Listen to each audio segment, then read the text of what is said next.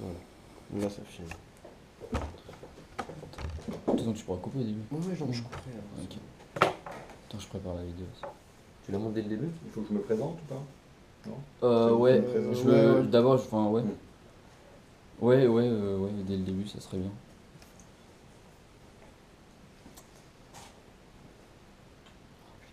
Pourquoi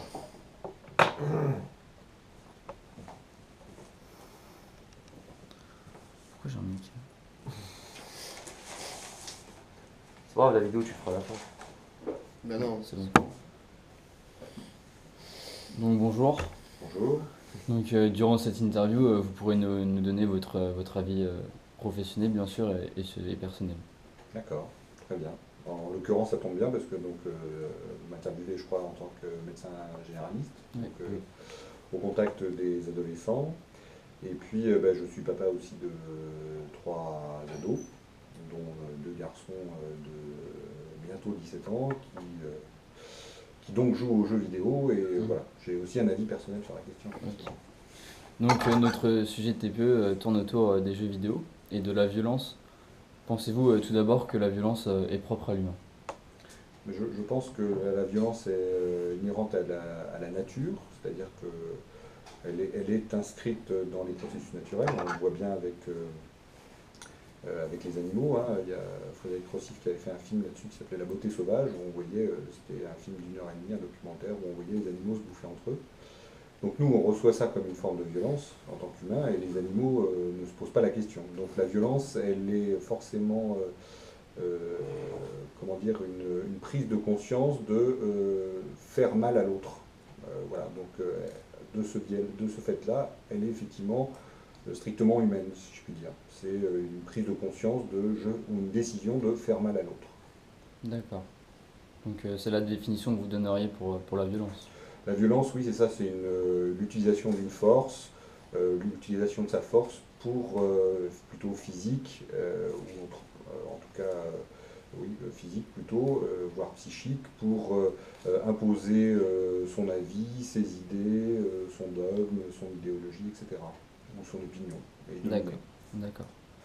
Dans votre métier, est-ce que vous observez aujourd'hui une éventuelle augmentation de la violence avec les patients que vous soignez? La violence, en tout cas, bon, vis-à-vis des ados, pas spécifiquement. Je peux observer effectivement, alors est-ce que c'est une recrudescence, ce serait vous dire, mais une forme de violence, mais des patients en général, et de leur comportement, on parlera plutôt effectivement de comportement agressif. D'accord. Donc selon vous, les jeux vidéo sont-ils ou pourraient-ils être un facteur de l'augmentation de la violence dans la société aujourd'hui? Là-dessus, alors je vous donnerai le point de vue des lectures qui m'ont intéressé parce que voilà, je me posais la question dans le cadre de l'éducation des enfants et pas forcément l'avis du professionnel qui n'a pas été confronté directement à ça. Je suis plus en tant que professionnel confronté à l'addiction des jeux vidéo et pas forcément à la violence que cela peut induire.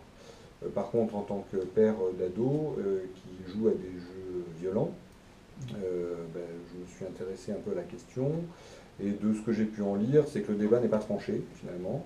Vous avez des chercheurs qui sont persuadés que ça entraîne la violence, mais c'est leur thèse de départ et leur postulat de départ, et globalement on voit que leur étude leur donne raison dans leur postulat de départ. Et ceux qui pensent que ça n'entraîne pas de violence, et notamment les études qui sont lancées par les producteurs de jeux vidéo, ont l'air de dire que ça n'entraîne pas de violence, enfin d'augmentation en tout cas de la violence. Maintenant, ce que moi je crois, c'est qu'un jeune un peu faible psychologiquement ou qui a du mal à gérer sa violence, jouer aux jeux vidéo va accroître cette difficulté à gérer sa violence et du coup va le rendre plus violent. Un jeune qui est au clair avec ça et accompagné notamment par ses éducateurs, que ce soit les parents, l'école ou autres, sera certainement à même de gérer cette violence et le fait de jouer même beaucoup ne générera pas en lui plus de violence. Voilà.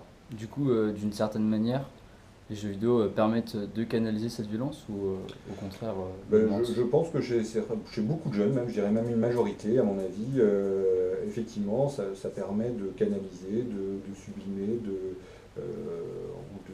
comment dire, d'exercer sa violence qu'on peut avoir sur ces jeux vidéo et de ne pas l'exercer ailleurs.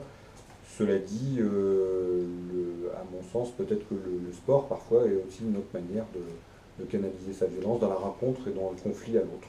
Donc en soi, les jeux vidéo, c'est un mode intéressant, mais certainement pas suffisant. D'accord.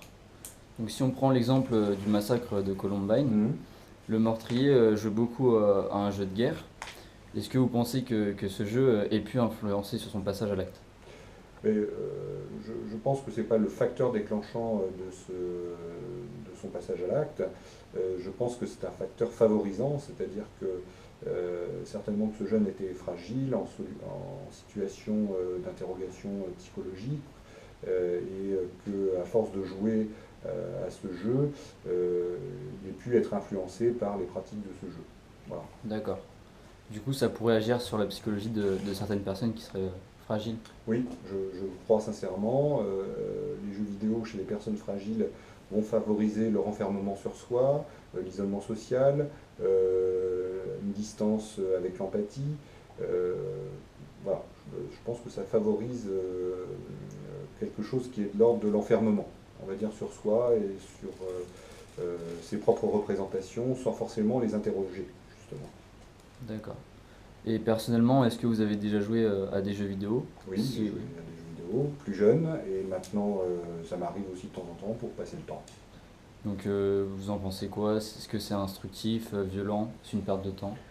Euh, bah, comme tout divertissement ou comme tout outil, je dirais, tout dépend de l'utilisation qu'on en fait. Personnellement, moi je prends ça comme quelque chose qui me divertit, à la façon de ce que disait Patrick Lelay sur TF1 pour vendre des bouteilles de Coca-Cola. Ça sert à ça pour moi, c'est-à-dire mettre mon cerveau sur une phase off, c'est-à-dire je ne réfléchis pas. Il y a peu de jeux éducatifs à mon sens, ou pas assez, et je ne suis pas sûr que les jeunes l'utilisent en tout cas dans ce but-là, mais plus dans d'autres modes, notamment de confrontation, aussi de socialisation, et puis d'apprentissage, et éventuellement d'apprentissage de limites. D'accord. Et quel est le temps que vous recommanderiez à une personne de jouer aux jeux vidéo par jour? Combien de temps? C'est plutôt un temps maximum que Ouais, un je temps ferais. maximum. Je pense qu'1 heure et demie par jour, c'est un temps déjà, un large temps dédié à ça, dans le cadre d'une scolarité. Et puis éventuellement le week-end, peut-être accroître un petit peu cela. Mais je dirais que en fait, tout dépend du rapport, là encore, aux jeux vidéo. S'il doit empiéter sur les relations sociales, amicales, sportives, sur les relations familiales, ben c'est là où ça pose problème, et que le temps du jeu vidéo ne doit pas dicter le temps de la maison, le temps des devoirs, etc., et que ça reste un temps secondaire, à mon sens. Il faut que, ouais, faut que ça reste un divertissement, quoi. Et que ça, sinon, C'est ça, un temps de loisir, d'accord. et pas plus que ça, et c'est pas un temps qui doit gérer le temps de l'adolescent. C'est là où ça poserait problème, à mon D'accord. sens. Donc je vais maintenant vous montrer une vidéo. Mhm. Vous allez me dire ce que vous en pensez. Là. Est-ce que ça marche?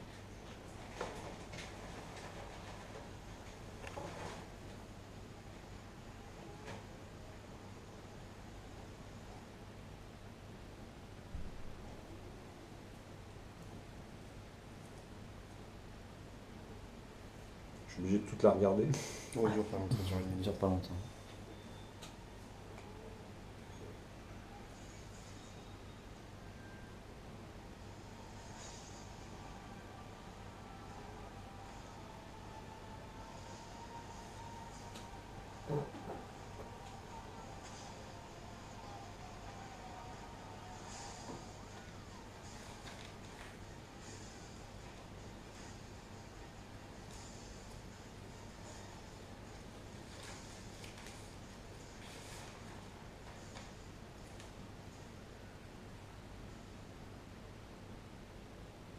Donc ça, ce sont des extraits de... Il y a plusieurs jeux, hein, si Oui, j'ai bien plusieurs compris. jeux. La compilation. Donc des jeux autorisés en France. D'accord. Ouais, honnêtement, il y a beaucoup d'images qui m'écœurent. Mm. Euh, Ouais, on a là, fait je un trouve qu'on est vraiment sur de la violence gratuite pour certains, en tout cas. Et puis, je dirais, il y a diverses fonctions, à mon avis, dans cette violence.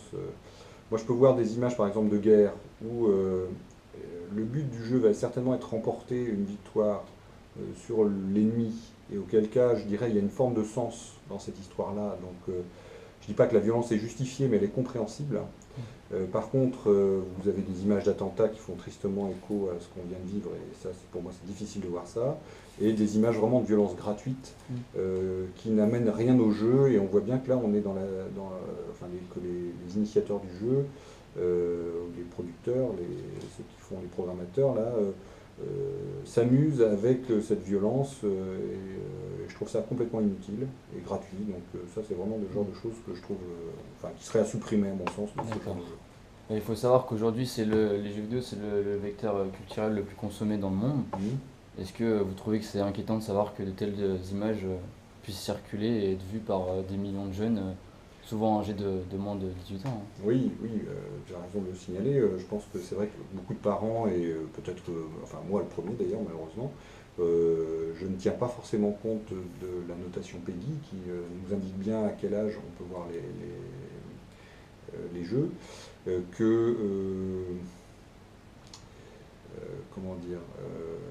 que ces images-là, notamment mis en face d'enfants de bas âge, 11, 12, 13 ans, entraînent chez eux une stimulation de leurs sensations sans qu'ils ne comprennent vraiment ce qui se passe. Et ça peut être très délétère pour eux. Et que, au moins, à mon sens, le minimum que pourraient faire les parents, c'est accompagner les enfants sur ces jeux-là, en tout cas pour leur demander qu'est-ce qui se passe en eux quand ils voient des images comme ça.